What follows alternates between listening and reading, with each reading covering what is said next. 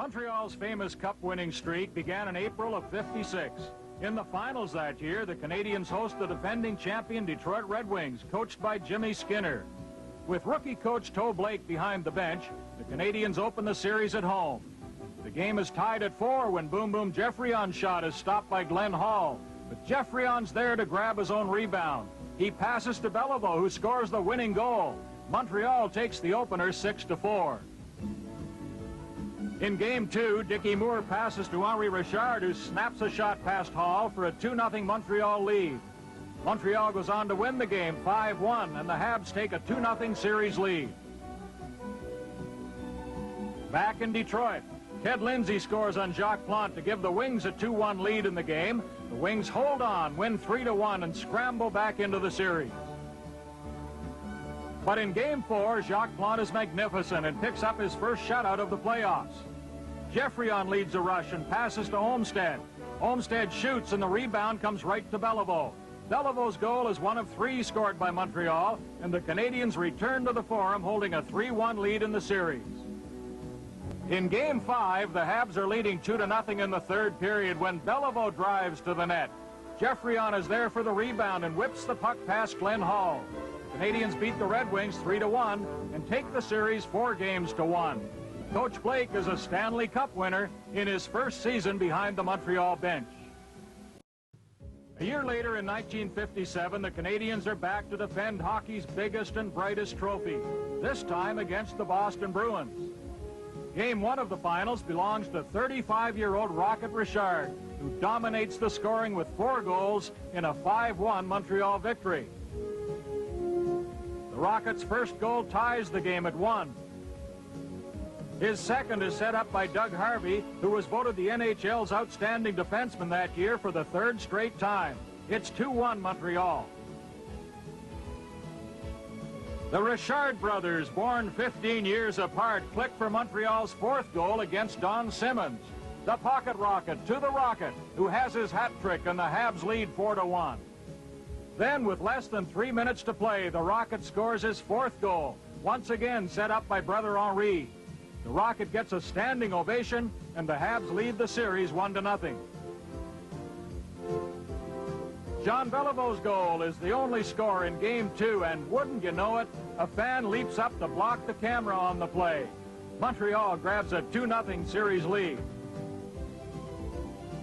Back in Boston for Game 3, Moore and Beliveau set up Boom Boom Geoffrion for one of 4 Montreal goals in the game.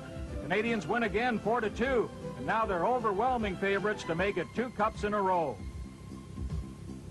But Boston isn't finished yet. Lenny McKell beats Plante with Larry Regan and Topazzini drawing assists. McKell adds another goal, an empty netter, and the Bruins win 2-0. Forum for Game 5, the Canadiens hope to wrap up the series, while the Bruins are eager to stretch it out. It's a rough game that often threatens to get out of hand. With Montreal leading 1-0, Doug Harvey passes to Geoffrion. Over to Moore, who dives at the puck and gets it past Simmons. 2-0 Montreal. The Canadiens break the game open with 3 more goals, win 5-1, and celebrate their 2nd straight Stanley Cup triumph. 1 year later, it's another Boston-Montreal confrontation in the finals. In Game 1 at the Forum, Bruins goalie Don Simmons is caught wandering. Beliveau beats him to the puck, throws it to Moore for the winning goal in a 2-1 victory.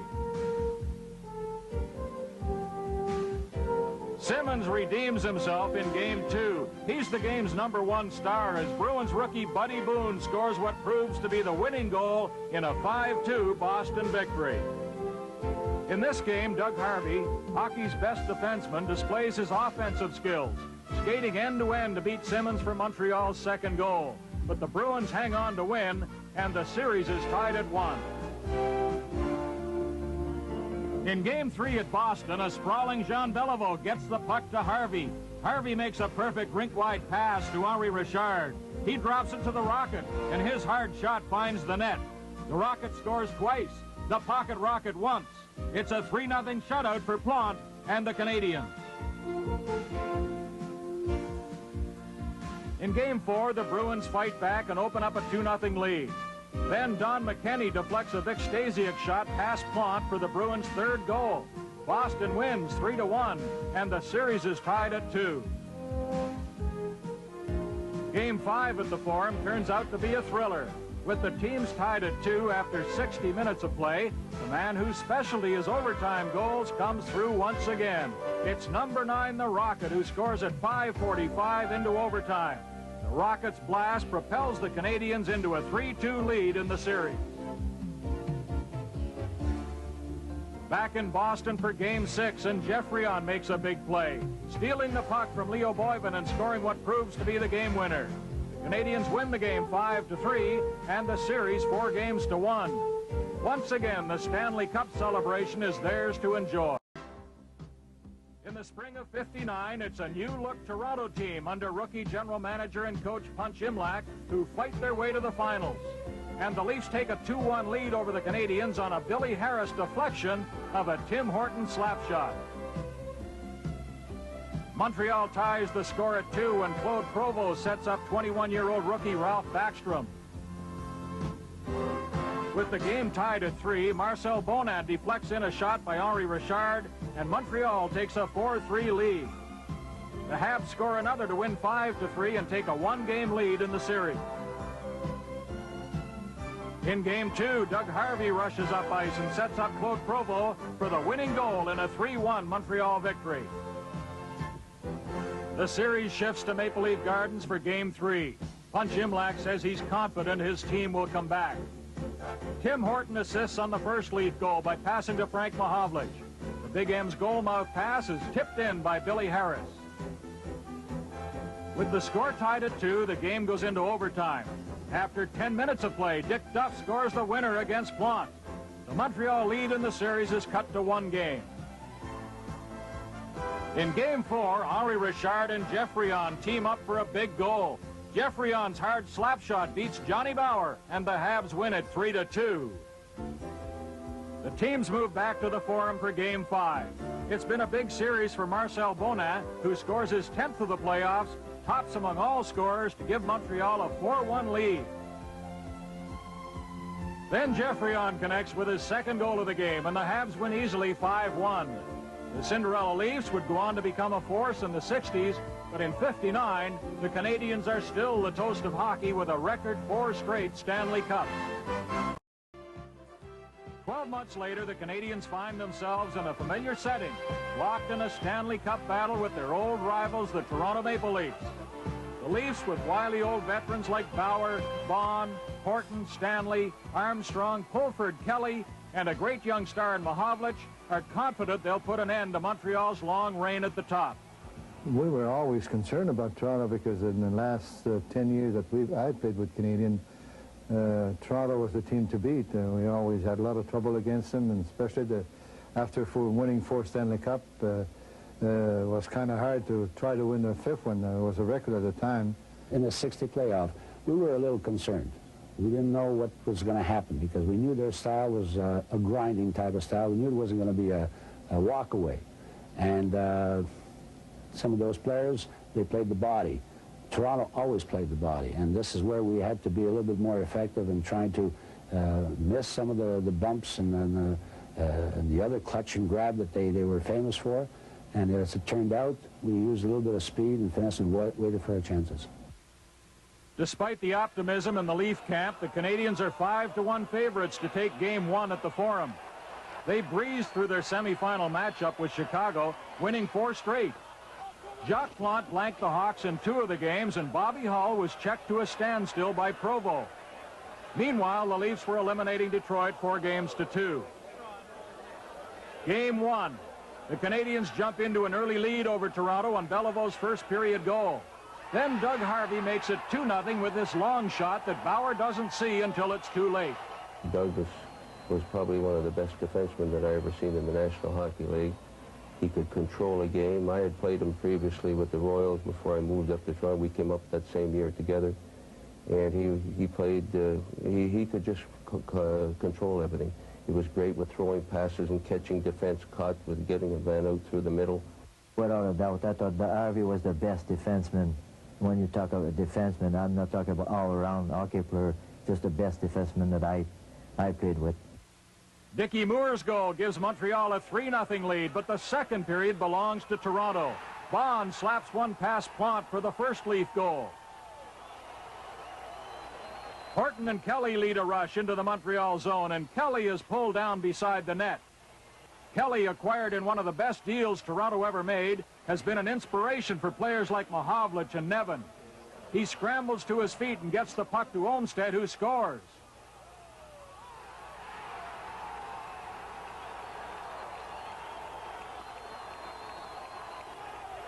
The Montreal margin is cut to 1. Johnny Bower is beginning to match Plante save for save. Watch him use his head during this sequence. Bower stops Moore from close in. Then Marcel Bonin snaps up the loose puck and drills it, catching Bower right in the face. But Bonin fails to find the net with a second chance to score.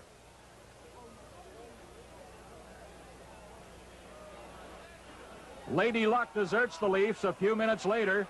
Henri Richard's shot from a bad angle glances in off Horton's stick, and Montreal skates off with a 4-2 victory in the opener.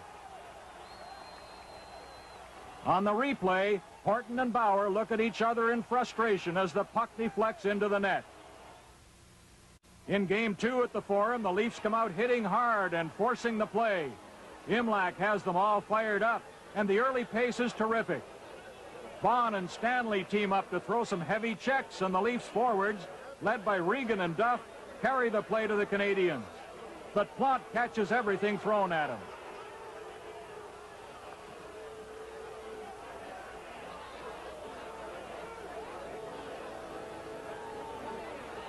Game 2 is the lowest scoring game of the series, producing only 3 goals.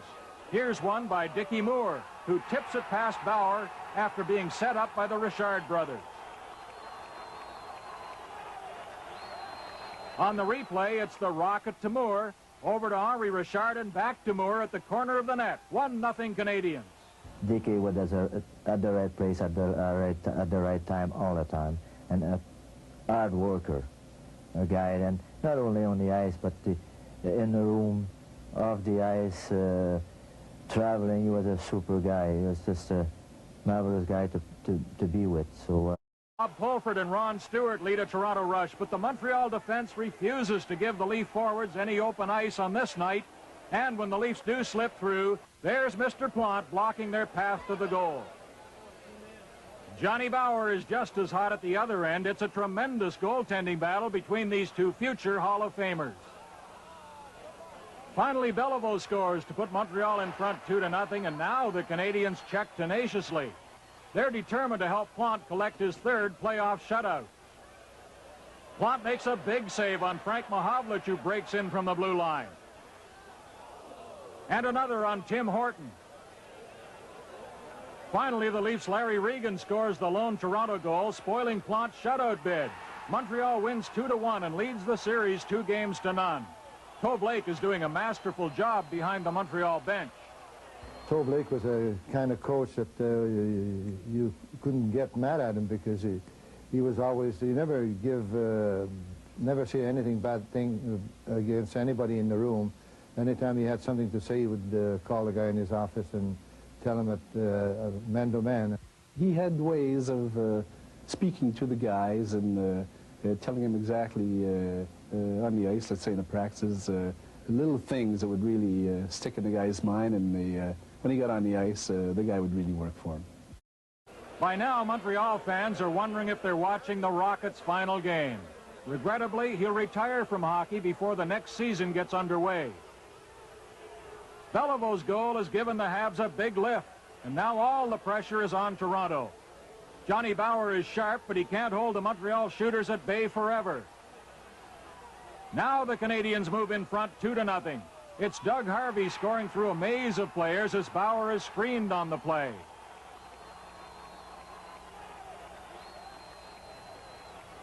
Desperately, the Leafs try to come back. Alan Stanley sends Mahovlich in, but Plante is simply unbeatable. Jacques proved to the management, and he had a heck of a time doing it, because any time they scored a goal, they blamed the mask, and he couldn't see the puck at his feet. So, but he was a strong individual, and as great as he is, and great as he was,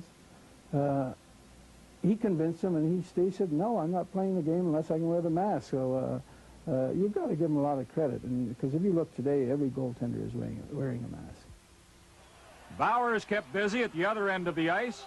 Dickie Moore has a chance but fails to score, and the puck is steered to the corner.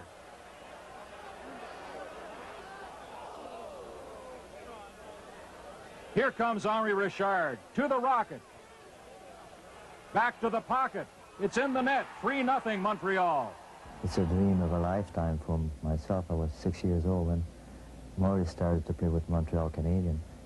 And I never thought I could have played with him because of the age difference. And finally in 55 I played with him, which was a great thrill. Bauer fights off another Montreal attack, but there's little doubt now about the outcome. The Montreal Canadiens are moments away from an 8-game playoff sweep, and more important, their 5th straight Stanley Cup.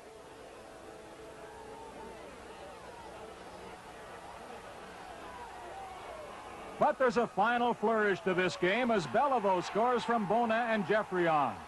Montreal wins the game 4-0 and the series 4 straight. Most fans agree this is the finest hockey team ever assembled. The Canadiens of 1956 to 1960 were a very special team. 12 players play on all 5 Cup-winning teams, and 10 players have been elected to the Hockey Hall of Fame. Only 28 players play on those 5 teams, which is probably something of a record in itself. How long our record will stand, no one knows. It may never be matched. 5 cups in a row is quite a feat. It was a privilege to be part of those great teams and to be the host of this video series. On behalf of all of us who helped write hockey history, thanks for watching.